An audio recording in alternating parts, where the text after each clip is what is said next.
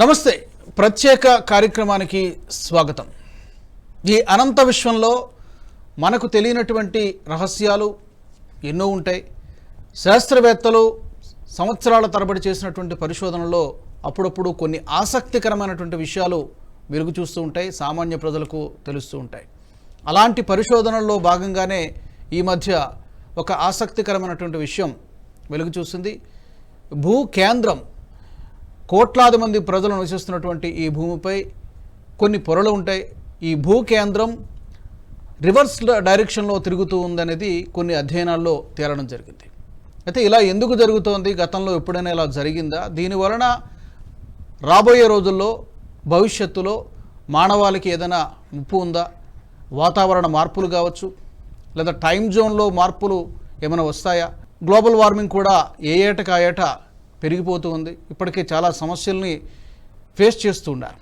So ఈ reverse డైరెక్షన్లో భూ కేంద్రం తిరగడం వలన ఎలాంటి పరిస్థితులు చోటు చేసుకున్నటువంటి అవకాశం ఉంది రాబోయే సంవత్సరాల్లో, దీనికి సంబంధించి మనతో మాట్లాడడానికి రవికిరణ్ గారు అందుబాటులో ఉన్నారు. జియాలజిస్ట్, భూగర్భ శాస్త్రవేత్త, జిల్లా మాజీ సైన్స్ ఆఫీసర్ వరంగల్ నుంచి వారు అందుబాటులో ఉన్నారు. రవికిరణ్ గారు నమస్తే అండి. నమస్కారం అండి.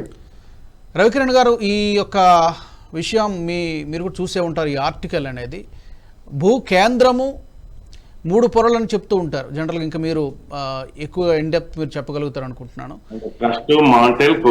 ఎస్, ఈ 3 పొరల్లో భూ కేంద్రం అనేది ఇప్పుడు రివర్స్ డైరెక్షన్లో తిరుగుతోంది అని చెబుతూ ఉన్నారు. అసలు ఎందుకు ఇలా జరుగుతోంది, కారణం ఏంటి? అంటే ఇక్కడ మనకి ఈ మధ్యనే డెన్మార్క్ సైంటిస్ట్ లెహమన్ గారు ఐడెంటిఫై చేశారు.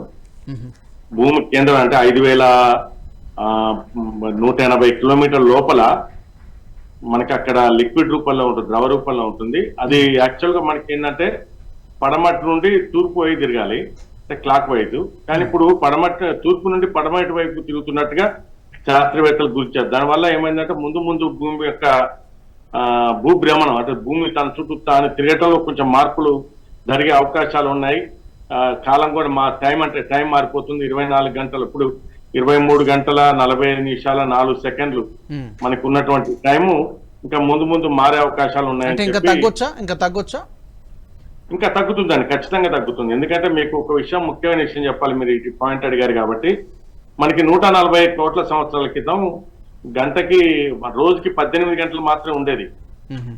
మన చంద్రుడి యొక్క గురుత్వాకర్షణ ఎఫెక్ట్ వల్ల, టైడల్ ఎఫెక్ట్ వల్ల ఆ టైం మారుకుంటూ అంటే ప్రతి 100 సంవత్సరాలకి 1.8 సెకండ్స్, 100 కోట్ల సంవత్సరాలకి 100 కోట్ల సంవత్సరాలకు ఒకసారి మనకి 1.8 సెకండ్స్ మారుతుంటే, కొన్ని 14 కోట్ల సంవత్సరాల తర్వాత మనకి 25 గంటలు అయ్యే అవకాశం కూడా ఉంది రోజుకి.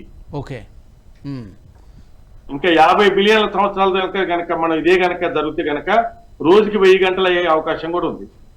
ఓహో, అంటే అది మనం ప్రెడిక్ట్ చేయలేం. అయితే ఇప్పుడు ఈ భూ కేంద్రం రివర్స్లో తిరుగుతుంది అని చెప్పడానికి దేని ఆధారంగా? ఎందుకంటే కొన్ని వందల కిలోమీటర్ల లోతులో జరిగేటువంటి ఈ ప్రక్రియ ఒక్కొక్క పొర కొన్ని కిలోమీటర్ల వరకు మేర ఉంటుందని చెప్తూ ఉంటారు.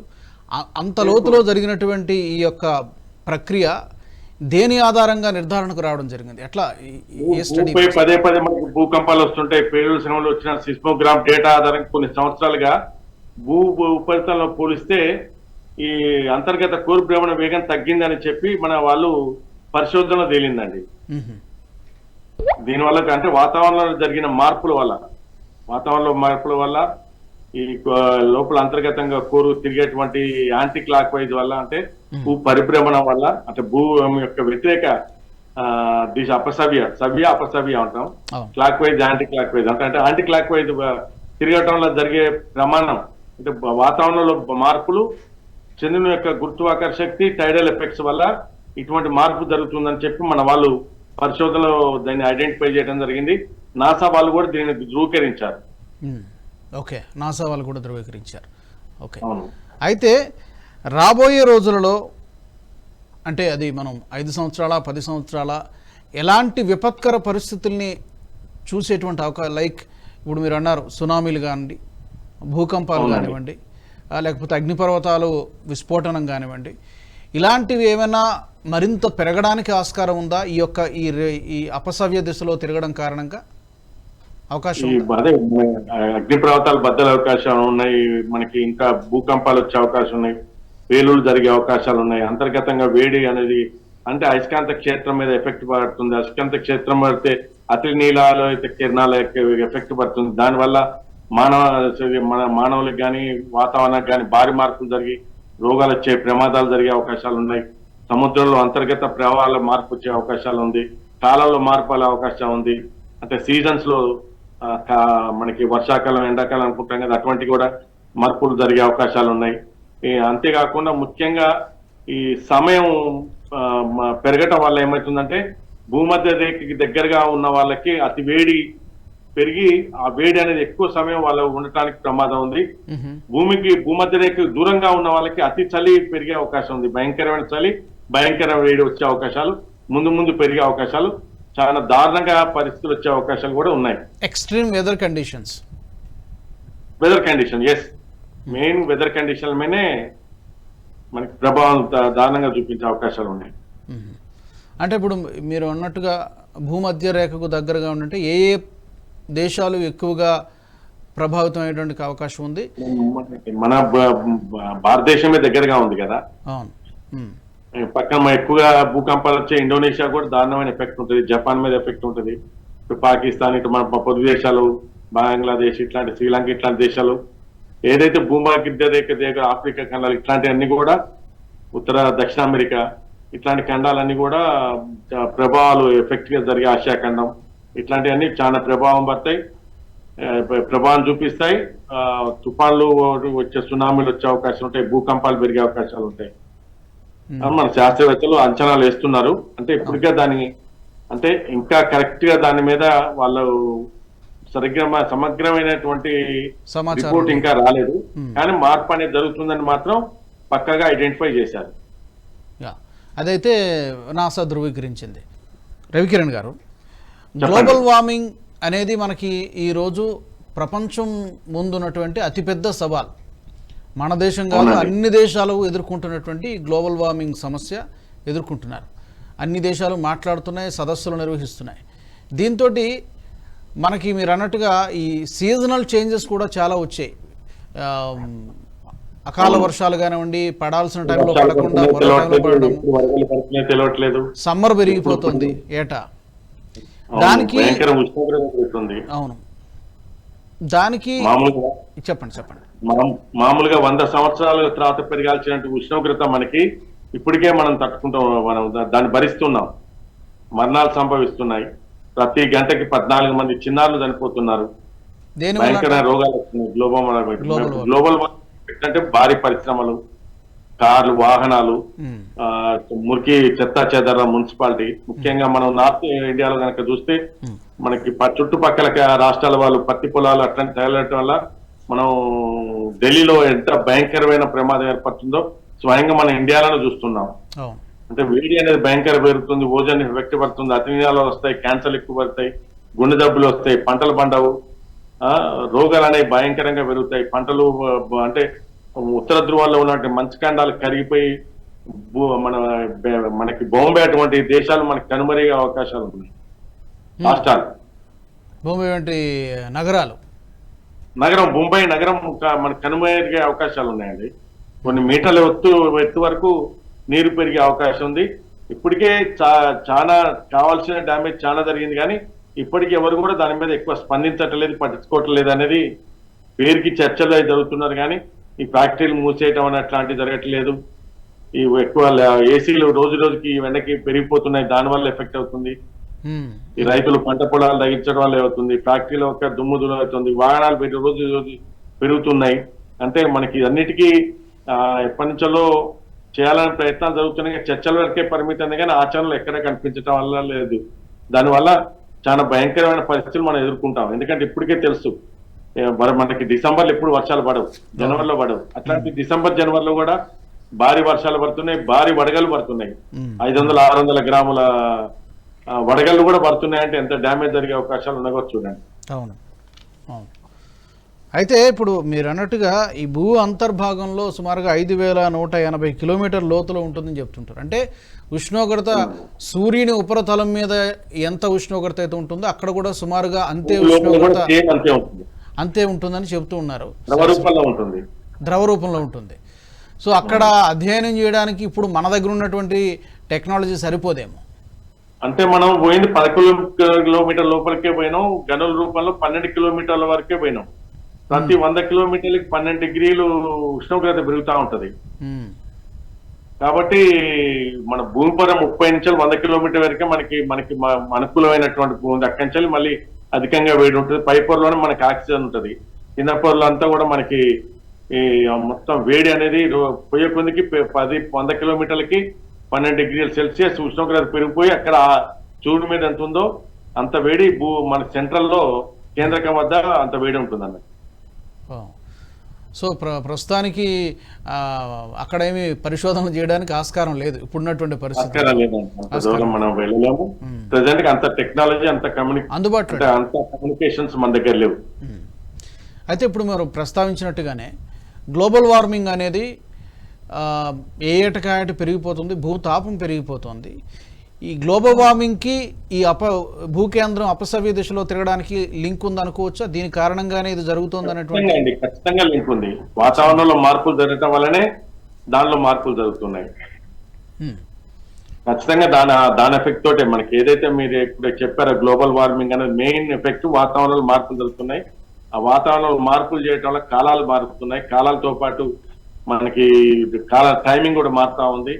భూమి వేగం మందగిస్తా ఉంది. దీనివల్ల మనకి అంటే ఒక్క భూమి మీద కాదు మన అంతరిక్షంలో కూడా దీనివల్ల భారీ ప్రమాదాలు జరిగే అవకాశాలు ఉన్నాయి.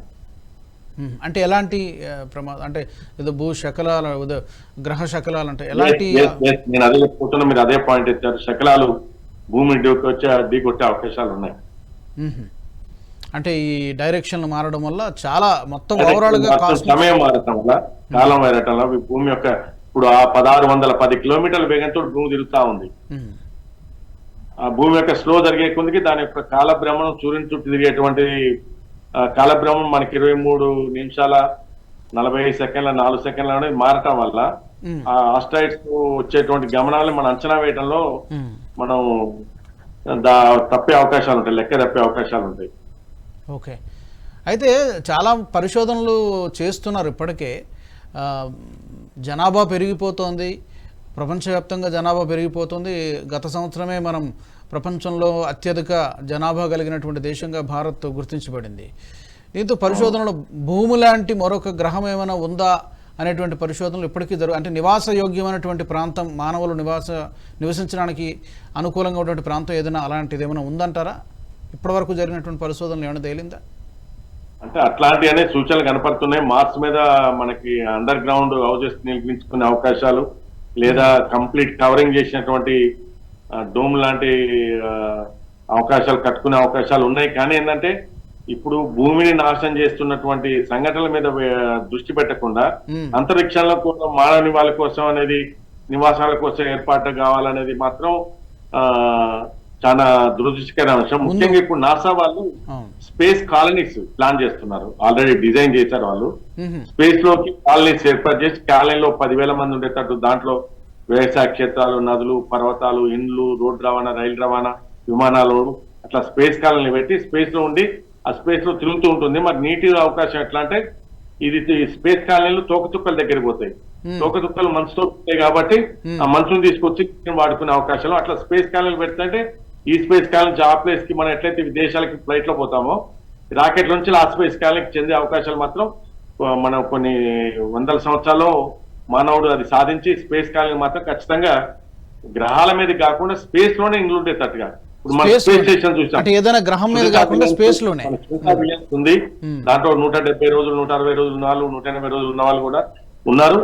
అట్లాంటి స్పేస్ స్టేషన్స్ ని స్పేస్ కాలనీగా రూపొందించి స్పేస్ లోకి వదిలేస్తే ఈ తోక చుక్కలతో పాటు ఇవి కూడా ప్రయాణం చేస్తూ అక్కడ తోక చుక్కల మీద ఉన్న మంచుని నీట్ గా మలుచుకొని వాళ్ళు పంటలు పండించుకోవటం, నివాస యోగ్యాలుగా చేసుకోవటం జరిగే అవకాశాలు. చుట్టూ కవర్ ఉంటుంది.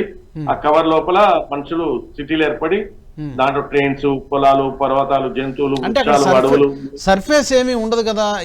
ఎలా ఇప్పుడు మీరు అన్న ఎలా ఎలా ఉంటుంది? సర్ఫేస్ ఏమి ఉండదు కదా, కృత్రిమ వాతావరణాన్ని క్రియేట్ చేయటం అనేది. కృత్రిమైన వాతావరణం. కృత్రిమైన వాతావరణాన్ని ఇప్పుడు స్పేస్ లో మనం ఆక్సిజన్ ఎలా పెట్టుకున్నాం స్పేస్ స్టేషన్ లో, ఇప్పుడు ఆహారాన్ని టాబ్లెట్ రూపంలో తీసుకుంటున్నాం స్పేస్ స్టేషన్ లో, ఓకే, ప్రిజర్వ్ చేసిన ఫుడ్ ని చేసుకుంటున్నాం. అక్కడికి పోయినా పంటలు పండించుకునే అవకాశం ఉంది. ఆల్రెడీ నాసా వాళ్ళు దీని మీద ప్లానింగ్ లో ఉన్నారు, పెద్ద ప్లానింగ్ లో ఉన్నారు. ఎప్పటికల్లా ఇప్పుడు మీరు అన్న ఈ స్పేస్ స్టేషన్లు కాలనీలు ఎన్ని సంవత్సరాల కల్లా ఇది కార్యరూపం దాల్చే అవకాశం ఉందంటారు? వాళ్ళు నిర్దిష్టమైన టైం అయితే పెట్టుకోలేదు, కానీ దీని మీద మాత్రం భారీ స్థాయిలో రీసెర్చ్ చేస్తూనే ఉన్నారు నాసా వాళ్ళు. ఓకే, మేబీ అది నేను అనుకుంటున్నాను ఇంకో 50 నుండి 100 సంవత్సరాల్లో ఈ స్పేస్ ఖాళీ అనేది రావచ్చండి. ఇప్పుడు మనం కూడా స్పేస్ స్టేషన్ మన ఇండియా కూడా ప్లానింగ్ చేస్తా ఉంది, ఆల్రెడీ డిజైన్ చేసింది. 2035 కల్లా మన అంతరిక్ష కేంద్రాన్ని ఏర్పాటు చేసుకుని మన సొంతగా పరిశోధనలు చేసుకోవటం, దాన్ని ఇంకా పెద్దగా విస్తరిస్తే కిలోమీటర్లు 10 కిలోమీటర్లు కనుక స్పేస్ స్టేషన్ ని తీసుకుపోయి ఒక్కొక్కటి ఫిట్ చేసుకుంటూ ఒక కాలనీ రూపొందించుకుంటే మనం కూడా అక్కడికి పోయే అవకాశాలు ఉన్నాయి. ఎందుకంటే భూ వాతావరణం వల్ల భూమి అంతరించిపోయే ప్రమాదం ఉంది, యుద్ధాల వల్ల ప్రమాదం ఉంది, ఈ గ్లోబల్ వార్మింగ్ వల్ల అతి కిరణాలతో ప్రమాదం ఉంది, భూఖండాలు మంచు ఖండాలు కరిపోయి అనేక దేశాలు మునిగే ప్రమాదం ఉంది, భూకంపాలు పెరిగే ప్రమాదం ఉంది, తుఫాన్లు సునామీలు వచ్చే ప్రమాదం ఉంది, వాతావరణంలో వేడి భయంకరంగా పెరిగి మనిషి మాడి చనిపోయే అవకాశాలు ఉన్నాయి. ఇన్ని కారణాలు ఉన్నాయి కాబట్టి కంపల్సరీగా ఆల్టర్నేటివ్ గా ఒక స్పేస్ కాలనీ, ఆల్టర్నేట్ ఎర్త్, ఈ స్పేస్ కాలనీ అంటే ఆల్టర్నేట్ ఎర్త్ అనేది ఆల్రెడీ 10 సంవత్సరాల నుంచి దీని మీద పరిశోధనలు జరుగుతున్నాయి. దాని మీద నాకు మంచి అవగాహన కూడా ఉంది. అయితే ప్రస్తుతం ఈ స్టేషన్లో, ఈ స్పేస్ స్టేషన్లో కేవలం 2-3 దేశాలకు మాత్రమే ఉందా? అమెరికాకి ఇంకా ఏ దేశాలకు ఉంది? ఇప్పుడు మన గతంలో కొద్ది స్టోరీలు విన్నాం. వాళ్ళ పడవలో అన్ని జంతువులు పెట్టుకొని, ఒక మత గ్రంథాలు విన్నాం, అన్ని జంతువులు పెట్టుకొని పడవలో పోయినట్టు, తర్వాత ఇవాళ అంతరించిపోతున్నప్పుడు ఒక షిప్ లో పోయినట్టుగా అన్ని జంతువులు, పక్షులు, అడవులు అన్నిటి తీసుకొని స్పేస్ స్టేషన్ లో పెట్టుకొని వాటిని రక్షించుకుంటూ అట్లాంటి స్పేస్ స్టేషన్లు కొన్ని వేలు రూపొందించి మానవులు అన్ని దేశాలను రక్షించుకునే అవకాశాలు ఉన్నాయి. లేదా తయారు చేసుకొని కొనుక్కొని వాళ్ళు దాంట్లో కంపల్సరీ కదా ఇప్పుడు అంతరిక్షంలో హోటల్ పెట్టాలని, చందం మీద ఒక కాలనీ కట్టాలని, మార్స్ మీద అలాంటి మాస్ ప్లాన్ అదే కదా, అదే కదా, అట్లాంటివి చేసే అవకాశాలు మాత్రం తొందరలోనే ఉన్నాయి. ఎక్కువ టైం పట్టదు. మేబీ ఒక 10 సంవత్సరాలు 10-20 సంవత్సరాల లోపల 10-20 సంవత్సరాల ఖచ్చితంగా ఇప్పుడున్న జనరేషన్, యంగ్ జనరేషన్ చూసే అవకాశం ఉంది. వారి దగ్గరికి వెళ్ళి నివసించే అవకాశాలు పుష్కలంగా ఉన్నాయి. దాంట్లో ఎటువంటి డౌట్ లేదు. ఓకే, సరే, చివరిగా ఇప్పుడు మీరు అన్నట్టుగా పారిశ్రామికీకరణ, ఇండస్ట్రియలైజేషన్ జరుగుతోంది, విపరీతంగా అడవుల్ని కొట్టేస్తున్నారు, గ్రీనరీ తగ్గిపోతుంది, పొల్యూషన్ పెరిగిపోతుంది. దీంతో రెండు అవసరమే, అభివృద్ధి అవసరమే, అట్ ద సేమ్ టైం మన మూలాలను మర్చిపోయి భూమిని, మనం ఉన్నటువంటి చెట్టునే మనం కొమ్మలను నరికేసుకున్నటువంటి పరిస్థితి, నరికేసుకుంటున్నాం. దీన్ని బ్యాలెన్స్ చేయడం ఎట్లా? దీనికి మీరు అన్నట్టుగా ఏవో ఉన్నాయి కొన్ని సంస్థలు, కానీ ఏదో వారు చేసే ప్రయత్నం సరిపోవడంలా, ఎఫర్ట్ సరిపోవడంలా. కాదండి, ఇప్పుడు మనం ఒక హత్య చేస్తే, దొంగతనం చేస్తే శిక్షటను వాతావరణంలో మార్పులకి కారకులైనటువంటి వాటిని ఖచ్చితంగా నిర్ణయించాలి. ఇప్పుడు టెక్నాలజీ పెరిగింది, ఫ్యాక్టరీలు నానో టెక్నాలజీ తోటి ఫ్యాక్టరీలకి మనకి పొగలు లేకుండా చేసుకోవచ్చు. మన విద్యుత్ ఉత్పత్తి కేంద్రం, బొగ్గు గనులు ఆపి సోలార్ ప్యానెల్స్ పెట్టుకోవచ్చు. ముఖ్యంగా బొగ్గు గనులు మనకి చాలా డేంజర్, ఆ బొగ్గు గనులు ఆపి చేయాలి.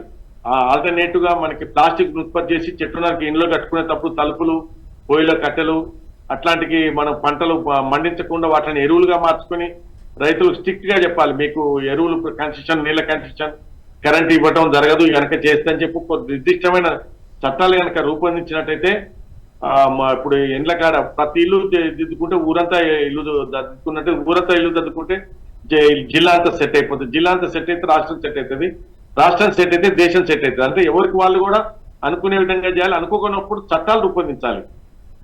చట్టాలు రూపొందించి ఖచ్చితంగా అందరూ చెత్తా చెదారాన్ని ఎక్కడ పడితే అక్కడ పడేది. ఇప్పుడు మార్పు వస్తుంది, తడి చెత్త, పొడి చెత్త అని. ఇప్పుడు చెత్తని కూడా బ్రిక్స్ తయారు చేయడం చేస్తున్నారు, ప్లాస్టిక్ ని స్టూల్స్, కుర్చీలు తయారు చేస్తున్నారు. అంటే ఇంటి తలుపులకి మనకి ప్లాస్టిక్ ని వాడుకోవాలి, తలుపులు, కిటికీలు ప్లాస్టిక్ వాడుకోవాలి, చెట్లు పట్టుకోవద్దు. రైతులకు కూడా చెప్పాలి, పుల్ల చేయండి, వెర్మి కంపోస్ట్ తయారు చేసుకోండి, ఈ చెల్లన్ని భూములు మరియు మురిగించి అట్లా చేస్తే అని చెప్పి మనకి చేస్తే, అట్లా ఎట్టి పరిస్థితులు అడుగు నడితే మనిషి చేతి నరకటం అనే కొన్ని కఠిన భయాలు మనం చూస్తాం. దుబాయ్ పోతే వాళ్ళు చిన్న దొంగతనం చేసి చేయి నరుకుతున్నారు. అంటే మానవాళ్ళు నశించిపోయే కన్నా కొంతమందికి ఇప్పుడు జవాన్లు ఉన్నారు, మన మిలిటరీ జవాన్లు ఉన్నారు, మన కోసం చచ్చిపోతున్నారు. వాళ్ళు ఉద్యోగం కోసం పొట్టకూటి కోసం బతుకున్నప్పుడు ఇక్కడ కూడా కొన్ని చట్టాలు, కఠినమైన చట్టాలు, 5 కొరడా దెబ్బలు అట్లాంటి కనుక చేస్తేనే భూమి ఉంటుందని, లేకపోతే కొన్ని సంవత్సరాల్లోనే మనం చూస్తుండగానే మానవాళి చాలా భయంకరంగా వేడి తట్టుపోయే కొన్ని వందల రోగాలు వస్తా ఉన్నాయి పొల్యూషన్ వల్ల, గ్లోబల్ వార్మింగ్ వల్ల. ఇప్పటికే చాలా కరోనా అటువంటి విపరీతం వల్ల మనం చాలా భయంకరమైన స్థితిలోకి ఆల్రెడీ వచ్చేసాం. ఇప్పుడు చేతులు కాలినాక ఆకులు పట్టుకునే పరిస్థితులు వచ్చేసాం. ఇప్పటికైనా అందరు కళ్ళు తెరిచి ఎవరికి వారే నాకు నేనుగా నా ఇల్లుని ఎలా శుభ్రపరచుకోవాలి అని అనుకునే సిద్ధాంతాన్ని కనుక ఖచ్చితంగా తీసుకురాకపోతే మానవాళి మనుగడకి ప్రమాదకరమని ఖచ్చితంగా చెప్పగలుగుతాం. ఎక్కువ కాలుష్యాన్ని సృష్టిస్తున్నటువంటి దేశము అమెరికానని చెప్తూ ఉంటారు రకరకాలుగా, వివిధ రకాల. చైనా అమెరికా రెండు. చైనా అమెరికా ఏ రూపంలో అంటారు? పరిశ్రమలు ఎక్కువ ఉన్నాయి వాళ్ళకి, రెండు దేశాలు పరిశ్రమలు ఎక్కువ ఉన్నాయి. సో ఆ కారణంగానే చిన్నవి కాదు, 100,000 ఎకరాల్లో ఉంటాయి. కొద్ది లక్షల టన్నుల కొద్ది కాలుష్యాన్ని, కార్బన్ డైఆక్సైడ్ విడుదల చేస్తూ ఉంటాయి. ప్రతి మనిషికి 7 చెట్లు కావాలి. ఆ లెక్కను ఒకసారి ఊహించండి. ఇప్పుడు కెనడాలో 280 చెట్లు ఉన్నాయి, మన ఇండియాలో 7 చెట్లు మాత్రమే ఉన్నాయి.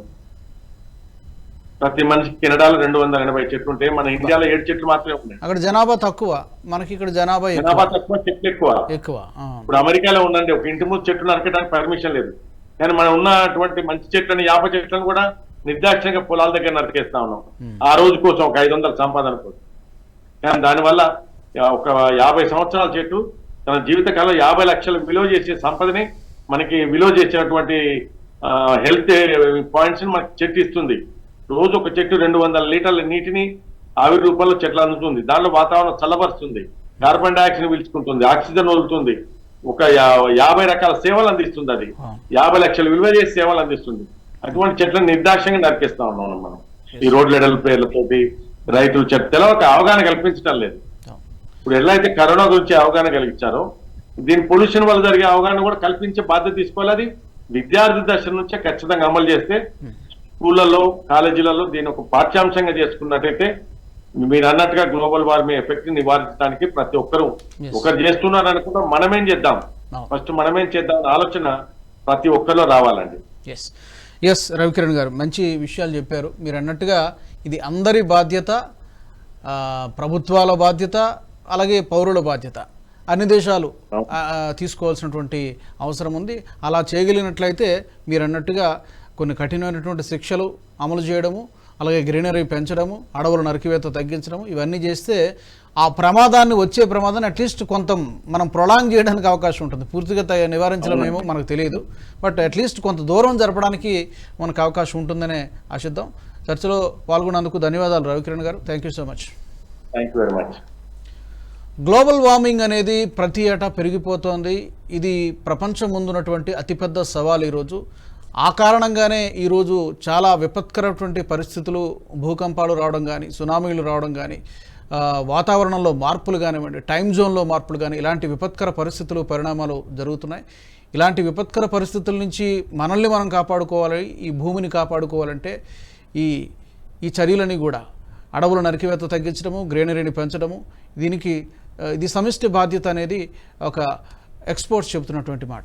ఇది వాల్టి ప్రత్యేక కార్యక్రమం. Keep watching NH TV. ఈ వీడియో మీకు నచ్చినట్టయితే లైక్ చేయండి, 10 మందికి షేర్ చేయండి, అలాగే కామెంట్ల రూపంలో మీ అభిప్రాయాలను మాతో పంచుకోండి. Nationalist hub group of channels ను సబ్స్క్రైబ్ చేసుకుని తెలుగునాట జాతీయవాద జర్నలిజాన్ని ప్రోత్సహించండి. ఈ వీడియో కింద ఉన్న బెల్ ఐకాన్ పై క్లిక్ చేయడం మర్చిపోవద్దు.